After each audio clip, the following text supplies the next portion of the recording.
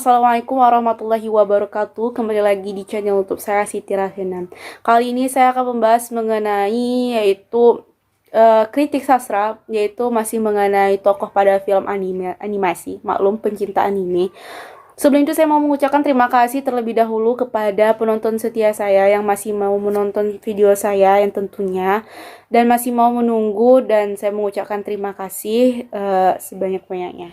Oke, langsung saja kita masuk pada pembahasan kita kali ini, yaitu mengenai perbedaan tokoh utama dengan tokoh sentra pada film Hutarubi no Morie.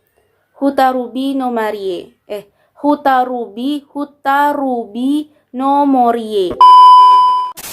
Oke, ungkap sekilas mengenai film anime Hutarubi no Morie, yaitu adalah film ini dibuat pada tahun 2021. Sebenarnya ini diambil dari sebuah novel ataupun sebuah karangan sebuah buku gitu pada tahun 2003, dan kemudian dibuatkan oleh dalam bentuk film pada tahun 2021. Nah, film ini dibuatkan oleh seorang mangaka yang terkenal yaitu bernama Yuki Midorikawa. Film ini berdurasi lebih kurang 44 menit yang mengandung alur cerita yaitu seperti roman, spiritual, dan magic. Nah, film yang bernama Hutarubi no Morie yaitu merupakan mengisahkan tentang seorang anak cewek yang bernama Hotaru yang tersesat di sebuah hutan, kemudian diselamatkan seorang spirit yang bernama Gin.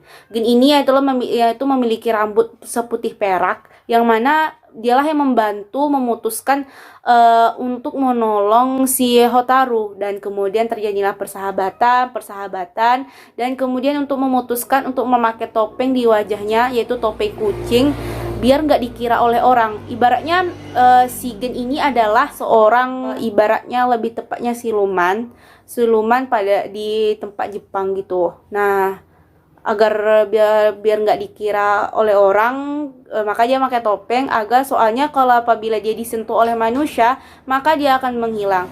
Tahu dong endingnya bagaimana? Nyesek banget. Nah, yang ingin saya bicarakan dalam hal ini yaitu adalah bukan endingnya yang nyesek bikin sakit hati, melainkan yaitulah kritik sastra mengenai perbedaan tokoh utama dengan tokoh sentral pada film ini. Nah, sebelum itu memasuki pembahasan kita kali ini, sebelum itu saya ingin menjelaskan terlebih dahulu mengenai yaitu pengertian dari tokoh pada kritik sastra. Seperti kita ketahui, tokoh adalah seorang yang berperan di dalam sebuah drama.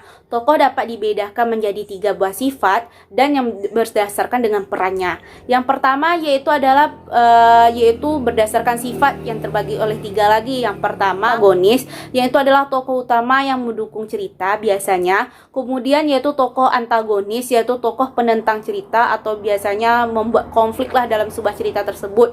Yang ketiga yaitu adalah tritagonis, yaitu tokoh pembantu. Tokoh pembantu di sini bisa saja tokoh itu membantu tokoh protagonis ataupun membantu tokoh antagonis. Selanjutnya itu berdasarkan peran, yaitu peran itu tersebut dibagi oleh 3 lagi. Yang pertama adalah tokoh sentral. Apa sih itu tokoh sentral? Tokoh sentral itu adalah tokoh yang paling menentukan dalam drama.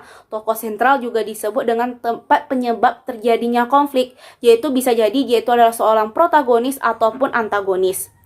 Selanjutnya adalah tokoh utama. Tokoh utama yaitu adalah tokoh pendukung ataupun tokoh penentang tokoh sentral. Bisa juga sebagai penentara tokoh sentral. Dalam hal ini adalah biasanya tokoh tritagonis. Namun menurut jurnal lainnya mengatakan bahwa tokoh utama merupakan tokoh yang paling ditonjolkan dalam sebuah cerita.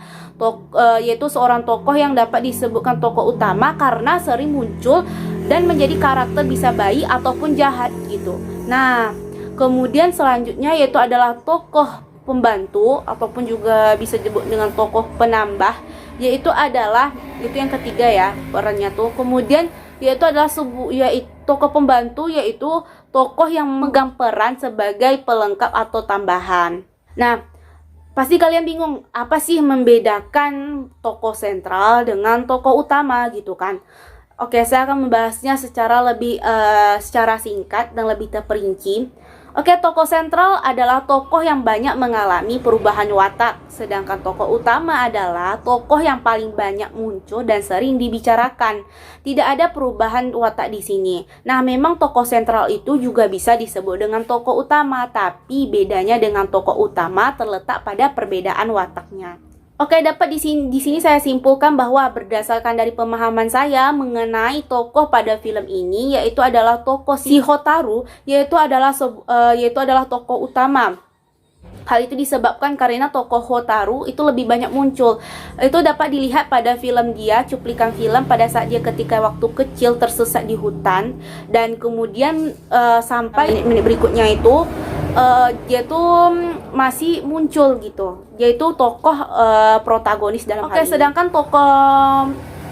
Sedangkan tokoh Gin yaitu adalah seorang tokoh sentral ataupun tokoh yang berperan juga tritagonis, yaitu pembantu dari tokoh si utama.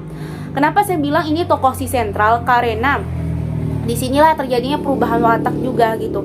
Nah, dari ibaratnya tersebut tokoh ini tidak terlalu banyak muncul, tapi dia ibaratnya berperan penting untuk membantu tokoh utama. Dalam ini saya mengatakan bahwa si Gin itu adalah seorang tokoh sentral. Sedangkan paman atau kakeknya ataupun dengan yang lainnya itu adalah sebuah tokoh tambahan gitu.